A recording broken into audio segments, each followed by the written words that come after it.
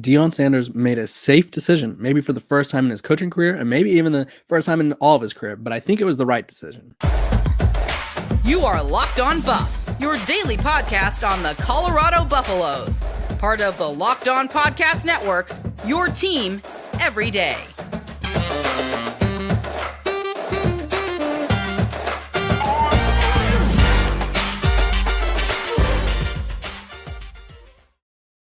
Welcome to Locked On Buffs. I am your host, Kevin Borwood. Today's episode is brought to you by FanDuel. Make every moment more. Right now, new customers can get $150 in bonus bets guaranteed when you place a $5 bet. Visit FanDuel.com/LockedOn to get started. We are also brought to you by the Locked On Podcast Network. It's your team every day for free and available wherever you get your podcast. So thank you guys for tuning in. Make me your first listen of the day. I greatly appreciate it. We're talking about Deion Sanders playing it safe. So one of the biggest offseason discussions, well, there's two big discussions. Who is he going to hire for his offensive coordinator and defensive coordinator? We don't know the defensive coordinator yet, and it doesn't seem like we're going to know until this next week or so. But we do know who the offensive coordinator is, and it's someone who I and I think everyone around Colorado assumed would be the hire.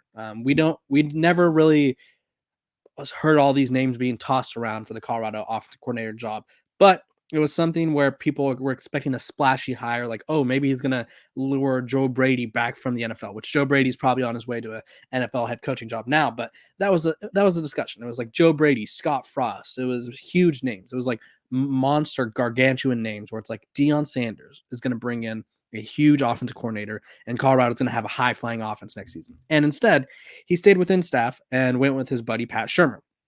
Now, there's nothing wrong with Patt Shurmur being the hire. He obviously was on staff last season as an analyst. And then when Sean Lewis was demoted, he was promoted to call plays. He has an NFL background, obviously has familiarity with Shurmur Sanders and the offense. And he also has familiarity, with Deion Sanders and what he's looking for. And I think that's a good thing. I think realistically, we didn't see a lot out of Patt Shurmur this past season. Honestly, I think it was not even close to the production numbers that we saw from Sean Lewis. But either way, it's one of those things where it's like Colorado needed to make a change according to Coach Prime, and the change was in the building. And there's nothing wrong with that. I just feel like I thought they could have waited until the season was over, but he took over, like I said, after ahead of the Oregon State game. So they were fresh off the Stanford and UCLA losses. Under him, they scored 19, 31, 14, and 17 points. Now, obviously, Shurmur Sanders was injured for two of those games, and the season was pretty much over at that point. But wasn't really the offense production you would have liked to see. But now he has, and I think the difficult part too that maybe even I didn't give enough credit for was he wasn't calling his offense. He was calling Sean Lewis's offense the way he wanted it or the way he would use it. And I think to kind of do that is probably a little difficult because it's obviously not the offense that he would have installed. It's probably a lot of different things that he wouldn't have done, but he was just going off of what they were doing at that point. But I feel like for two reasons that this was the right hire. One, it's okay to be safe. I think Shurmur Sanders has had, I believe it's 4 play callers now, or 5. I think it's 4 play callers in 3 years during his time as a college quarterback. So continuity there. He has a relationship with Shurmur Sanders. He has a kind of, I guess, rapport and understanding of what this offense is, who does what well, who does what poorly. And then the second reason, I don't know what Patt Shurmur's future plans are. He is, I don't want to call him old, but he is up there in age. Does he plan on pursuing another head coaching job? He's 58 years old. Does he want to get back in the NFL coaching ranks? Does he want to coach at the college level? I don't know. This would give him a good experience to do so, but it seems like this could be like not a permanent job for him. But if Coach Prime wants him around for as long as he's there, then it could be a permanent job for him if it sticks around. So it's not only kind of like this continuity in the program, but you get to keep him for a long time. This isn't like a 1-year rental. Cause like if you got someone like Joe Brady or whoever may be, they're probably looking for another job elsewhere. And I think looking back, some of the names that were being thrown around, like Byron Leftwich, I think he wants to get a head coaching job at the NFL level. I think he might be due for one too. After this Tampa Bay Buccaneers run, they just dominated the Eagles yesterday, which was insane. There is also Brendan Marion from UNLV, Texas as well, Pitt. He's basically the founder or the I guess I don't know if he's the founder, but he definitely made it very popular and very useful. The go-go offense. He stayed at UNLV. Dana Holgerson, former Houston head coach, who was fired. Cliff Kingsbury was another name that was being thrown out. Eric Bieniemy, Chip Kelly, a lot of names where it was like, oh, those are huge names. Those are monster names. And I think while a lot of people wanted Coach Prime to make that like splashy hire, I think the splashy hire, like Sean Lewis was a splashy hire. I think in a way it came back to not bite him, but it was like we all knew it was a 1-year rental.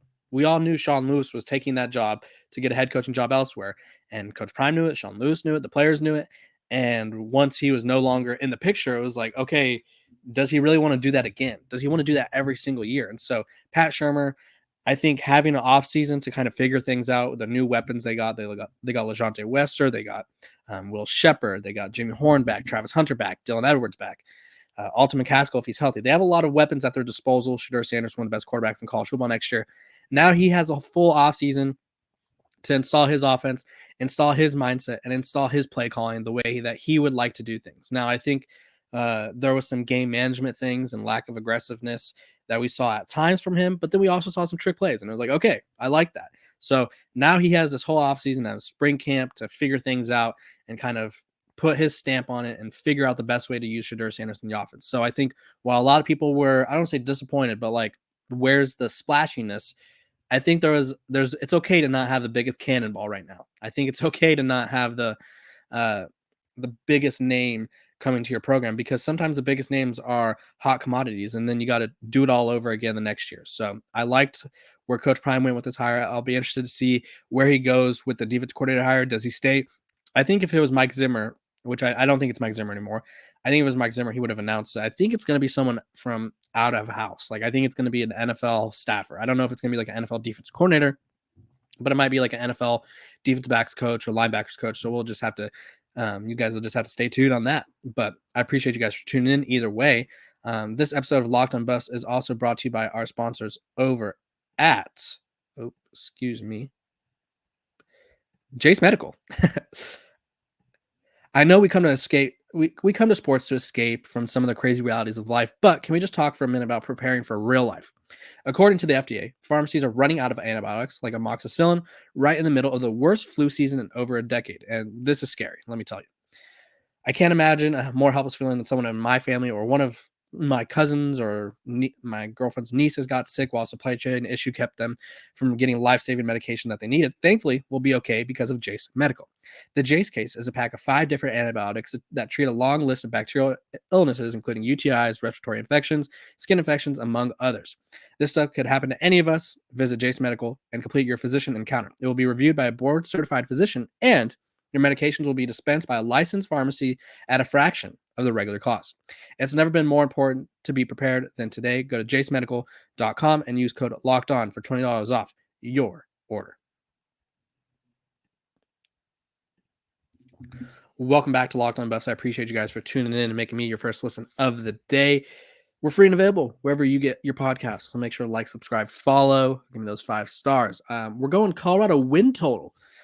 FanDuel released their win total for Colorado, and as I did bet on lines the other day, or I talked about it the other day, and they had them at 6 wins, which I feel like 6 wins could be manageable. And I think if you're a Colorado fan, you're probably going to smash the over on this, but I'm going to do like an early like win total projection for Colorado. I'll probably adjust this 7 times between now and the regular season. But nonetheless, I think their win total is at 4.5. So that means if you're betting the over, if you're not a betting person, let me explain to you real quick. If you're betting the over, they'd have to win at least 5 games. If you're betting the under, then they'd have to not surpass that mark. So let's dive in. They start the season against North Dakota State. I think that's going to be a closer game than many people are expecting it to be. Like I would imagine the spread to be like minus 12. And even then, I'd be like, ooh, it might be a little closer than people realize. North Dakota State, dominant powerhouse in the FCS level. They win championships just about every year.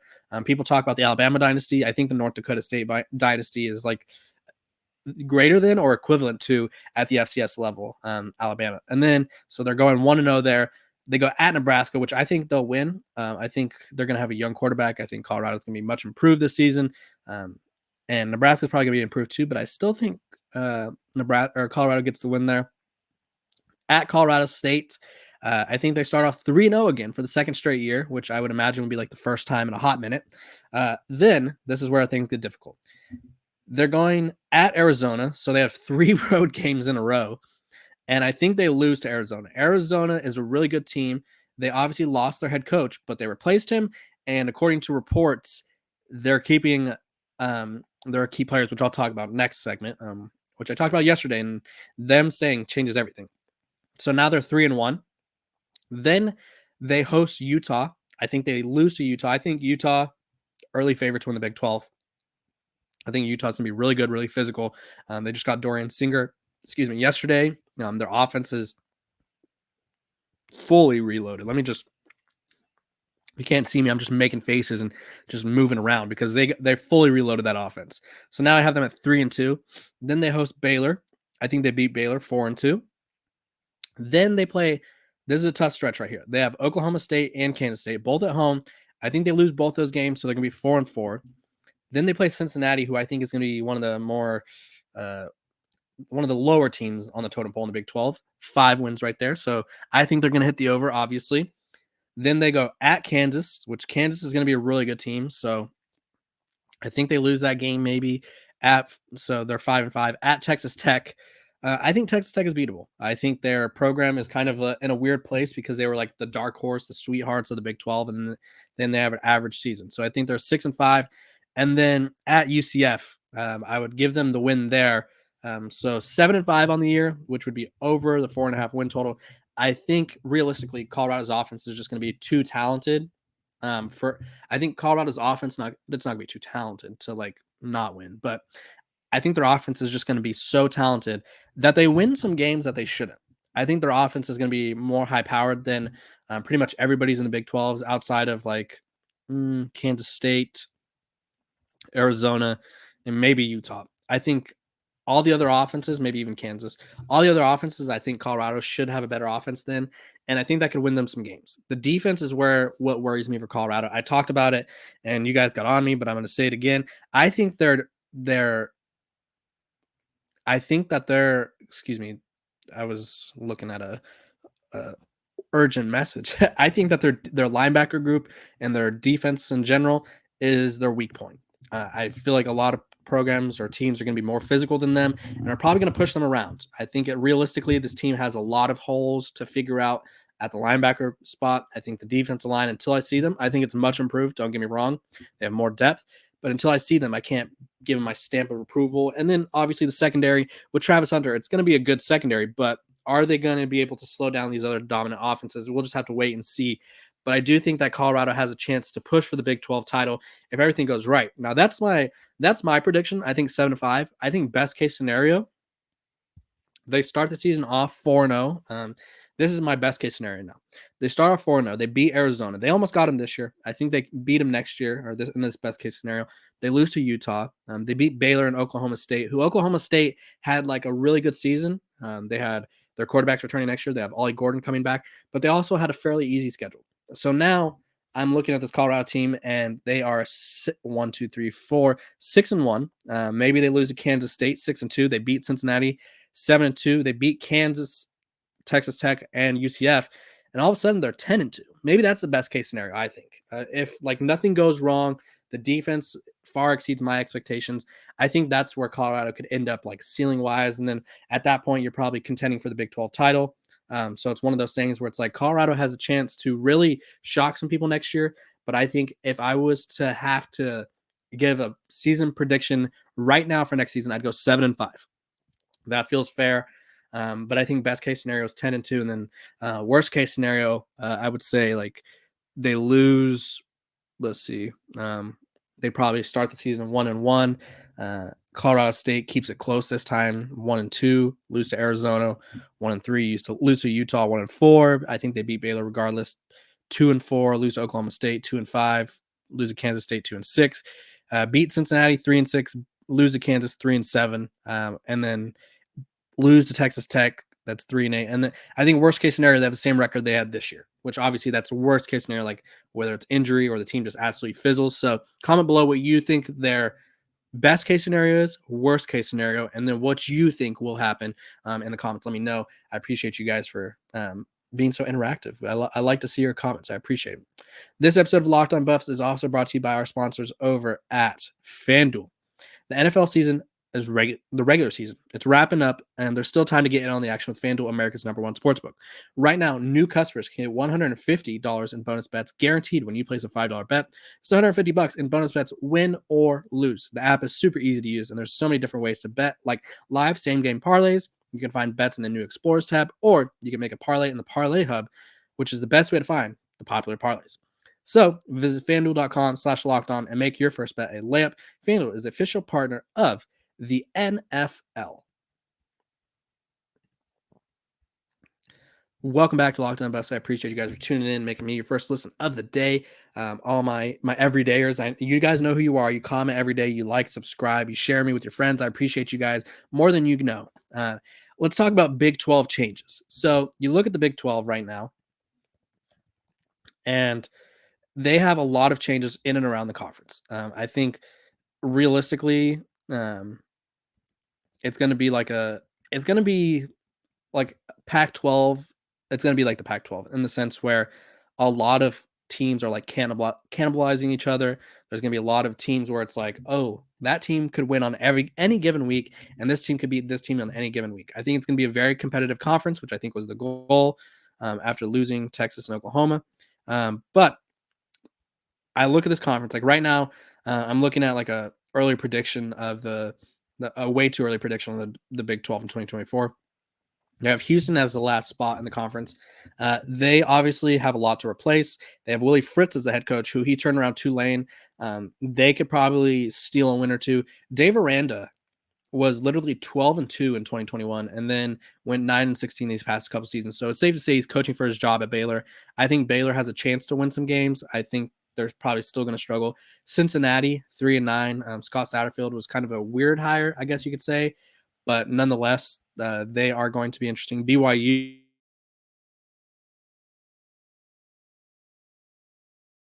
Baylor, the former quarterback there. I think they are a team that could probably win 5 or 6 games. Arizona State trending in the right direction. They had a really good defense this past year. They have a really good offensive mind in Kenny Dillingham. If they could just get a healthy quarterback, this Arizona State team may be really good next season. They may be the biggest surprising team. Iowa State was in the Big 12 title contention not too long ago. It seems like just yesterday they were playing Oklahoma in the Big 12 title game, and they went 7-5 this past year. Matt Campbell is kind of in a weird spot because he was in the mix for the Washington job, but I feel like he's also on the hot seat. So he's like someone who, if he has a good season, it doesn't shock me, but if he has a bad season and gets fired, that also wouldn't shock me. And then Kansas State, they have a new quarterback. They went 8-4. They lost Colin Klein, their offensive coordinator. They're going to be interesting. UCF, they have KJ Jefferson, a quarterback. I feel like he's a game changer for them. I would say he's the better version of John Rice Plumlee, however you say it. They are looking to kind of build off their 6-6 season. West Virginia was the sleeper team. Neil Brown was coaching for his job this past season, and he saved it. They went 9-4. I think they realistically could have at least been ranked to end the season. They had a really, really surprising season. I won't lie to you, because they were projected to, I think, finish last around in the Big 12 or somewhere around the bottom, and Neil Brown was going to be fired. It was going to be a whole thing, and they ended up winning 9 games. So good for them. I think they're going to build off that. TCU, I think they're going to have a bounce back season.